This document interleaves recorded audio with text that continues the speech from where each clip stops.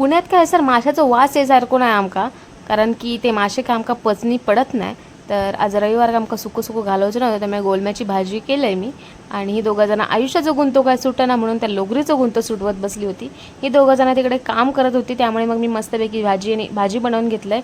भात आपलं झालेलंच होतो आणि त्याच्यानंतर मस्तपैकी आम्ही जेवलो, म्हणजे आमचा नाश्ता झालो. त्याच्यानंतर जेवण वगैरे मस्त सुस्तावलं. दुपारी उठलो तर भूक लागली म्हणून ब्लिंकिटवरनं सामान मागवलं. म्हटलं काहीतरी करून खाऊया. आणि आमच्याकडे डिलिव्हरी बॉयजला वरती एंट्री नाही, त्यामुळे आमका खाली जाऊन हे मजले चढण परत वर यायचं लागतं. तर काय जणू 7 रुपयाची माका एवढी सारी मस्त कोथिंबीर मिळालेली. पण वाईट ह्या गोष्टीचा वाटला की माका कढीपत्तासुद्धा विकत मागवचं लागलो. त्यानंतर या सामान वगैरे सगळं मागवलं आणि अंड्यावरती माका ह्या फ्री मिळाला, अंडे का फंडा. मागवलेला सगळं सामान बरोबर इला की नाही त्या एकदा मी क्रॉस चेक करून घेतले, कारण कधी कधी ना डिलिव्हरीवाले विसरतात किंवा कधी कधी आमच्याकडनं सुद्धा तर कॅन्सलसुद्धा होता. त्यामुळे त्या सगळं चेक करून घेतले आणि मी माझ्या पुढच्या तयारीक लागले.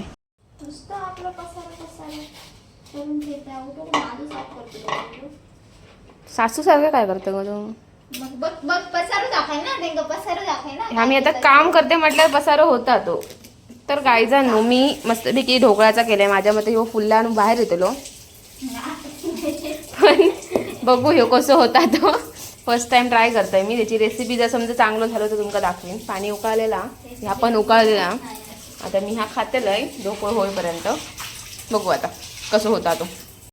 तर गायजणू ह्याची रेसिपी नेक्स्ट ब्लॉगमध्ये मी नक्की घेऊन येते, कारण की कमाल झालेलं ढोकळं आणि सोपी, एकदम सोपी रेसिपी आहे. मोजून 25 मिनटात होणार व्हा. त्याच्यानंतर मी तडको वगैरे दिलं आहे आणि हर्षूक सर्व केलं आहे ढोकळं, कारण की ते का खूप आवडतं, माकासुद्धा आवडतं. त्याच्यानंतर त्यांना फ्राईज बनवलेले आहेत घरातच, मस्त बनवलेलं आहे ते सुद्धा. अशा प्रकारे मस्तपैकी खाऊन आहे आमचं संडे सेलिब्रेट केलं. Bye bye.